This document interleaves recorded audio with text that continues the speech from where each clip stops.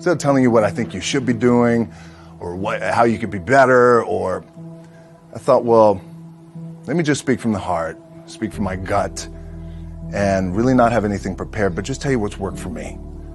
And maybe some of the stuff that's worked for me might work for you now, currently, presently, as you guys have your goals and ambitions, but then further on down the line, as you guys continue to live your life. This idea and this notion that you could be anything you want, you can accomplish anything you want, right? We hear that. You've heard that from the time you were little boys. You hear that now. You're already incredibly accomplished. You guys know that.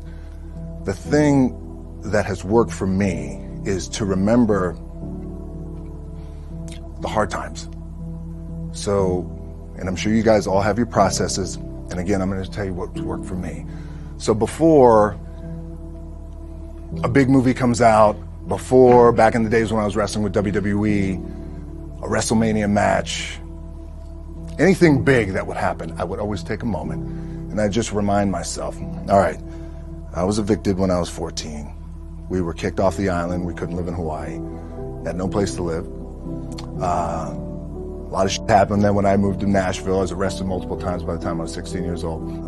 I would remember that, and it allows me then to be present in the moment and understand, holy, the stuff I have around me right now, this is the shit that I dreamed of when I was a kid. I am here. I played for University of Miami, played for great teams. Warren Sapp, Ray Lewis, they were my teammates. They were balling. Warren Sapp was playing tight end that time. I was starting defensive tackle. Yeah, they moved him over to D-line. And he looked at me, he's like, yo, dude, I'm gonna take your spot. And I said, you ain't taking my spot. He said, I'm gonna take your spot. I said, no, you ain't. We battled, and he took my spot. Now you can imagine how that with me, because there goes my opportunity. He went in, switched to defensive tackle, lit the world on fire. Well, what that did, it crushed me, it crushed my dreams. I had a piss poor senior year, zero production, no NFL, no combine invite, nothing. Finally went to the CFL, Calgary Stampeders, making $250 a week Canadian. Now, I had to send that home to my wife at that time. Had no money. So I remember that. When I got cut from Canada, my dad in his pickup truck came down 4 o'clock in the morning, picked me up in Miami from Tampa. We lived in a little apartment in Tampa. He drove down in his little pickup truck to Miami to get me when I was cut from the CFL. And I thought, well, I leave home like you guys left home. I'm ready to tackle the world, to get after it, achieve my dreams and goals. Crushed by 22, 23 years old. Now I got to move back in with my mom and dad. I played on great teams, though. Wait a second, this is not supposed to be my future. I'm supposed to be in the NFL right now. I'm supposed to be making a lot of coin and buying my parents, buying me, taking care of my wife, but it never happened. So I pulled out my wallet. I thought, well, let me see how much money I have. I opened it up. I had a 5, a 1, and change. Well, at least I rounded up to $7. But I thought, God, ain't this a bitch? I got $7 in my pocket. Where the f do I go now? What do I do? I can't go back to CFL. The point comes where you hear that voice, the big run's over. Like, you're done, right? So I heard that voice.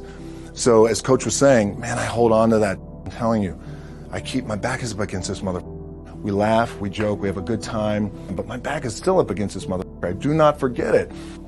What this also helps me do, and again, it works for me, is at some point, you gotta be tired of not being number one.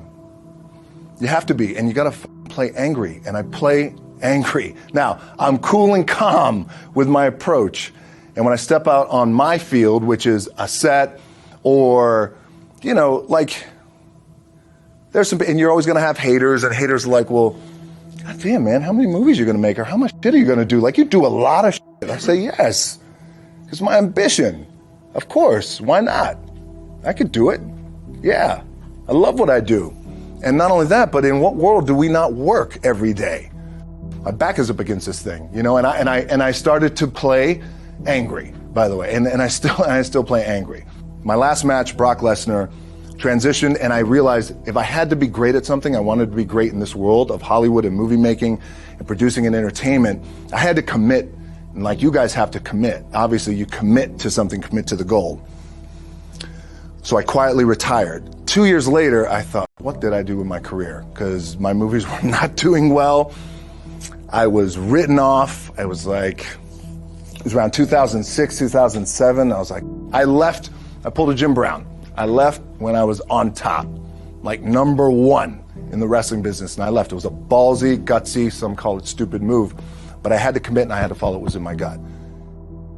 What helps me is to keep the hard times in the front of my mind, because it allows me to go into these big moments that I've worked my ass off, and you guys have worked your ass off. It allows me to go into these big moments with a different perspective. What it also does for me, and again, this is what works for me.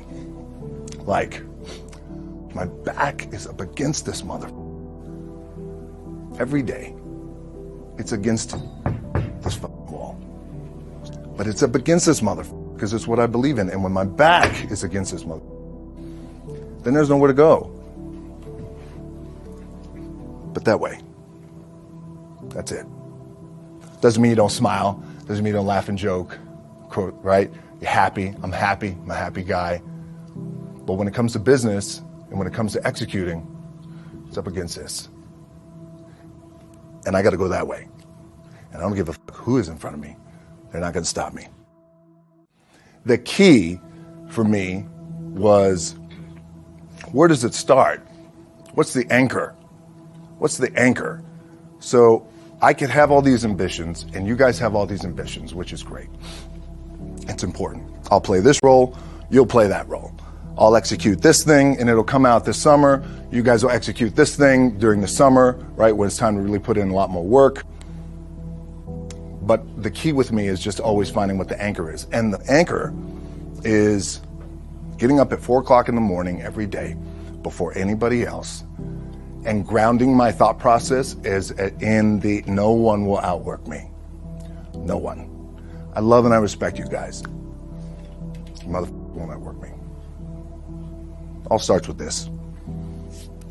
2 hands, putting it to work.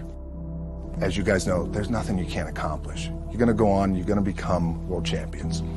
The key for me, what I think one of the keys is, remember where you came from, keep that in the front of your mind, and when shit goes bad and it goes sideways, a lot of shit does, you're getting booed out of the building, or you're coming through this injury, or people are writing you off, oh, you guys ain't make it, you know, any of that. You gotta keep it in here. And it really has to, it should drive you. It should. It works for me. It should drive you.